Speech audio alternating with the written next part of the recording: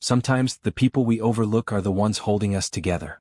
And sometimes the silence we mistake for obedience is actually strength, measured, quiet, unshakable. At the heart of a sprawling Napa Valley estate, behind glass walls and manicured vineyards, lived a man who believed he had everything under control, until one summer evening, a scream shattered that illusion.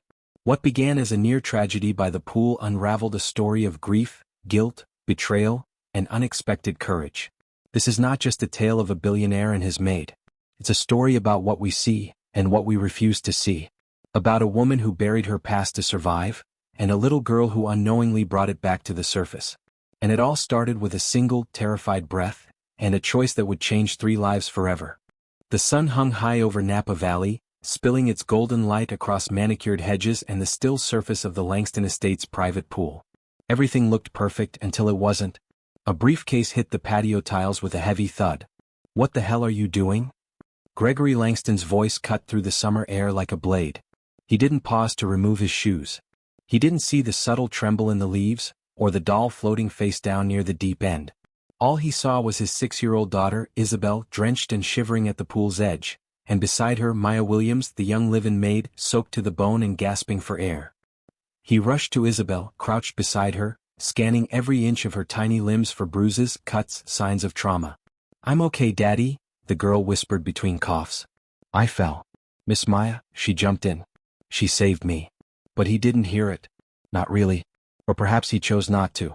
From behind, Maya's voice cracked through her labored breath. "She slipped. Near the deep end. I had to jump. There was no time." "Don't speak," Gregory snapped, turning to her for the first time with eyes cold and unyielding. "You were supposed to be watching her. How could you let her get that close to the pool?" Maya's soaked uniform clung to her trembling frame. Her lips were tinged blue, her breathing shallow, but her spine stayed straight. She didn't cry. Didn't defend herself, not yet. She had been here for only 4 months, this estate just a temporary stop in the long detour her life had taken. But she had known fear before. Real fear. And it didn't look like Gregory Langston. "I didn't let her, sir," she said quietly. She was playing with her doll. She leaned too far. "I saw her fall. I didn't think, I just moved." "You should have called for help," he barked. "You don't just dive in like a lunatic. What if you both drowned?" For a moment, something flickered in Maya's eyes. Not fear, but something deeper. Something older. "I made a choice," she said softly, though her voice trembled. "And your daughter is alive because of it." But Gregory wasn't listening. Not yet. The image of his soaked daughter had already planted a seed of fury that left no room for grace. Behind them, the sun continued to shine, mocking the coldness settling over 3 lives that had just collided, underwater, under pressure, under judgment. The silence that followed was not relief, it was judgment. Maya stood at the threshold of the back hallway, her damp hair dripping onto the polished floors, each drop like a quiet indictment. No one had thanked her. No one had asked if she was all right. And perhaps that hurt more than the chill burrowed in her bones. Upstairs, Gregory's voice echoed faintly through the house as he called for the family doctor. Isabel had been tucked beneath warm blankets, her cheeks pinking up again. But Maya had returned to her tiny staff quarters and changed into an old gray shirt and borrowed black slacks from the supply closet. Her uniform from yesterday hung by the window, still dripping faintly. It would never be the same. Later that night, she stood alone in the laundry room, pressing a warm compress to her side where a dull ache bloomed into bruises. She hadn't told anyone she'd struck the pool ledge when diving in. She hadn't told anyone she used to be a lifeguard, or that she had once vowed never to enter water again. The last time she'd jumped into a pool, she hadn't come back with a life. She'd come back alone. Her younger brother, Marcus, had been 8 when the current pulled him under. The lake had been too dark. Her scream had been too late. Her lungs had burned from diving again and again. After that, she hadn't set foot in water, until today. And now, the man whose daughter she had saved couldn't even look her in the eye. Across the estate, Gregory sat alone in the dim light of his study, a single ice cube melting in an untouched glass of scotch. He was reviewing nothing, just flipping pages of a report he could no longer process. She could have drowned, he muttered aloud. But whether he meant Isabel or Maya, even he wasn't sure. What he didn't say, what he couldn't yet admit, was that Maya's calm, her instinct, her quiet competence had shaken something in him. Something uncomfortable. Gregory Langston was a man used to control. But nothing about what had happened today fit neatly into that narrative. And while the house returned to its curated stillness, Maya lay awake, her body aching, her mind louder than ever. She hadn't expected gratitude. But the way he had looked at her, as if she were a threat, not a savior, that cut deeper than silence. Still she said nothing.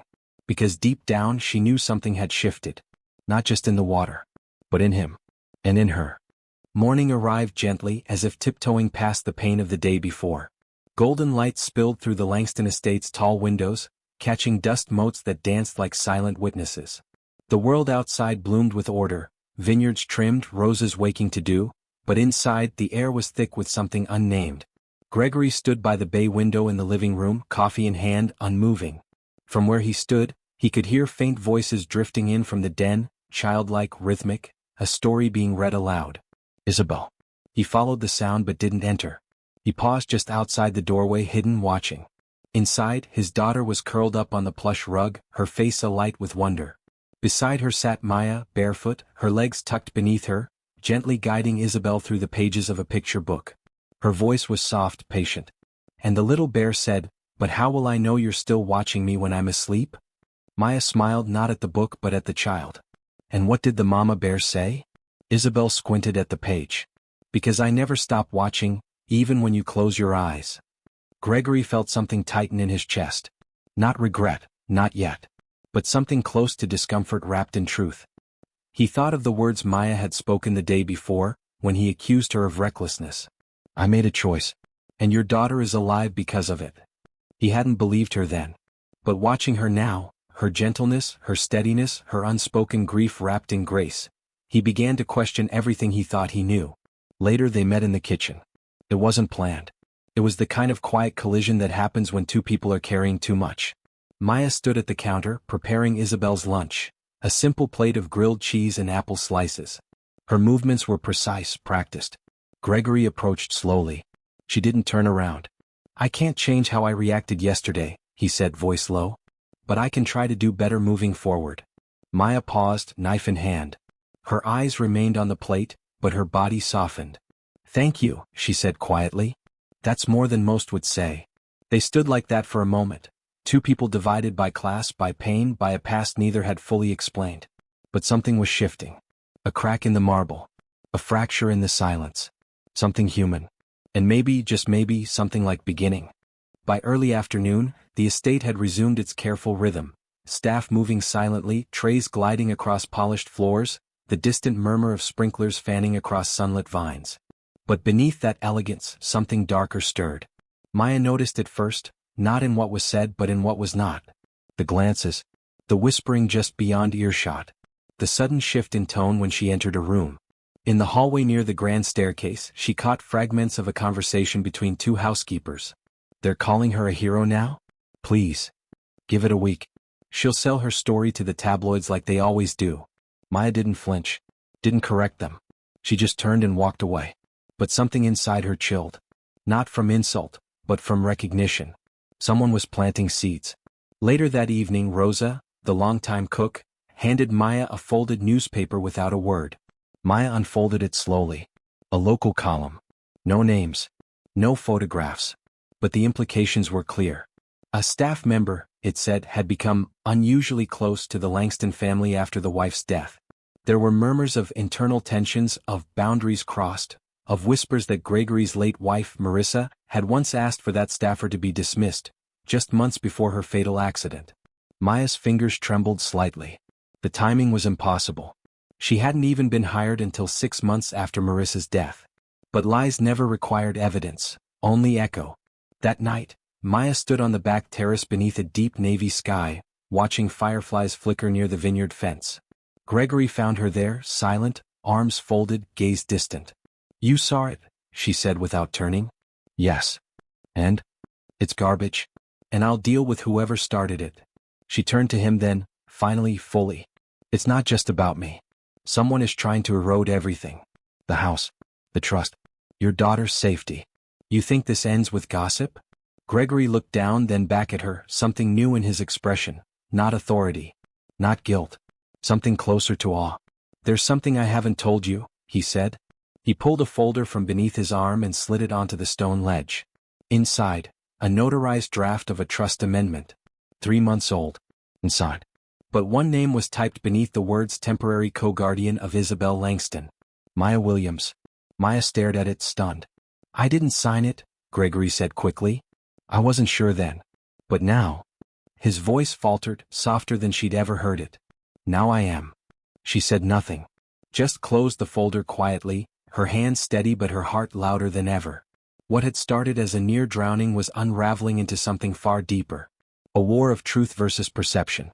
And she was no longer just surviving it. She was standing in the center of it.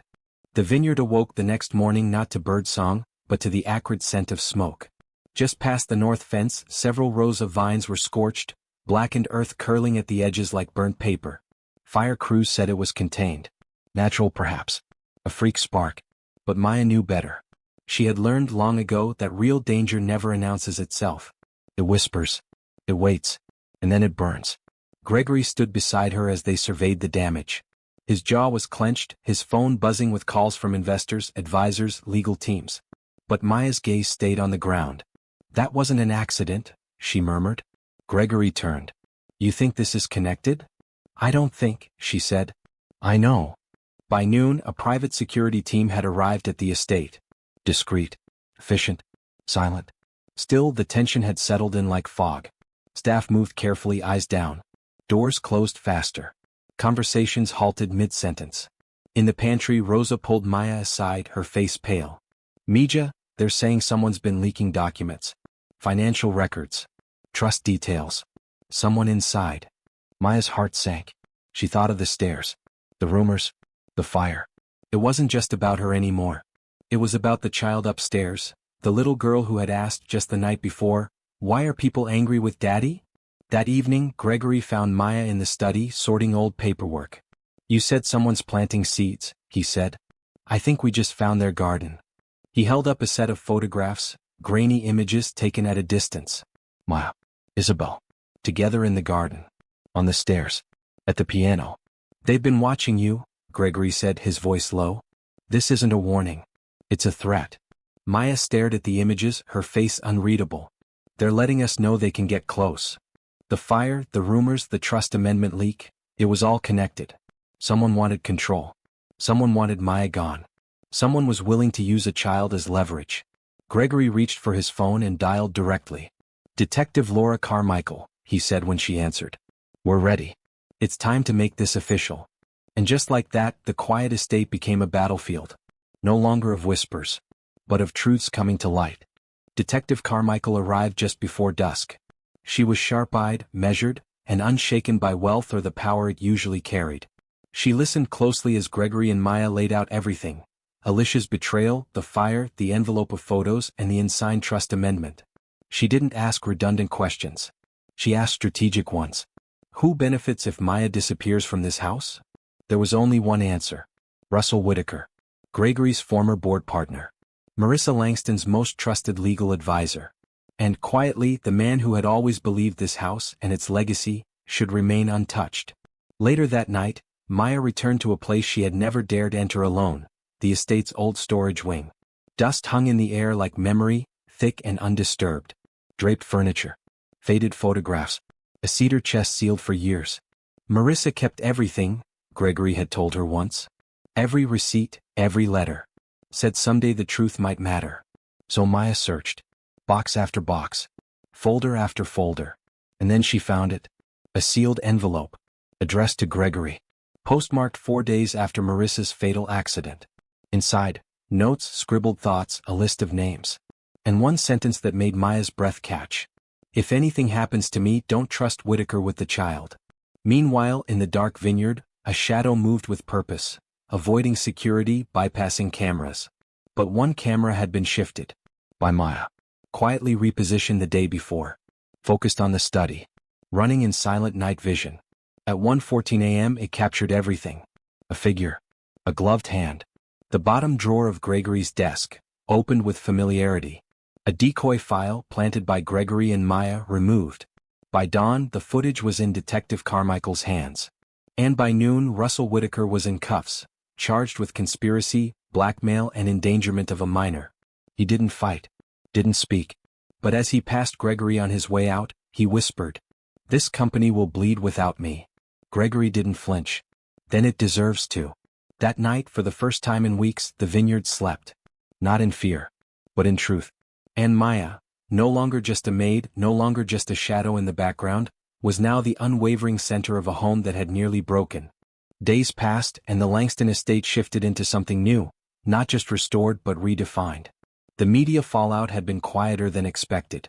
The storm they braced for came only as a drizzle. Perhaps because the truth had spoken first. Perhaps because it had been spoken by a woman with nothing to gain and everything to protect. One morning Maya awoke early. The house still slept, but the air hummed with quiet peace.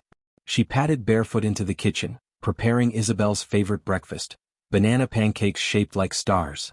She tucked a small note beneath the plate. "You are braver than yesterday.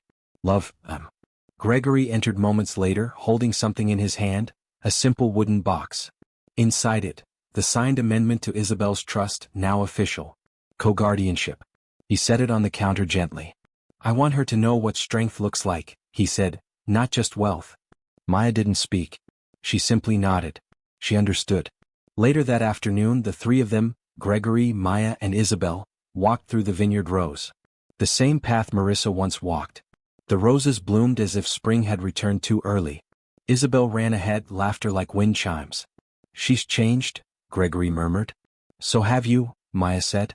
He looked at her, not through her, not above her, but at her, fully. "I was afraid to love again," he admitted. "We grieve by living," Maya replied. "And by choosing not to live in fear." That night, after Isabel had fallen asleep with a crayon in her hand and a picture of a bear tucked beneath her pillow, Gregory and Maya sat beneath the stars. They didn't speak of the past. It no longer held them captive. Instead, they spoke of gardens and music and what it means to belong to a place, not through birthright but through courage. "You came into this house to care for it," Gregory said. "But you rebuilt it. Not with bricks. With truth." She reached for his hand. This time he didn't hesitate. As the wind stirred the vines and the moon dipped low over the horizon, the Langston estate stood not just tall, but whole. No longer fractured by secrets. No longer divided by silence. But bonded at last by something greater. A family. Some stories don't end with grand applause or dramatic headlines. They end in the quiet, when truth settles, when wounds begin to heal, and when the walls of a house remember laughter more than fear. What began as a moment by the pool, a child in danger, a maid dismissed, a father blinded by grief, unfolded into something far greater. A reckoning. A reawakening. And the slow, steady rebuilding of trust not just in one another, but in what family truly means. Maya Williams was never meant to be a heroine. She was meant to serve quietly, unseen. But when no one else was watching, she saw. When no one else moved, she jumped. And when the world tried to silence her, she stood. In doing so, she reminded us all that dignity does not depend on status, that courage does not require permission, and that the heart of a home is not made of stone or glass, but of the people who choose to protect it. So if you take anything from this story, let it be this. Never underestimate the quiet ones. They are the ones who carry the whole house on their back. And never ask to be seen doing it. This is such an amazing story. Dear friends, if you liked the video, give it a like and subscribe to the channel. There is still a lot of interesting things to come.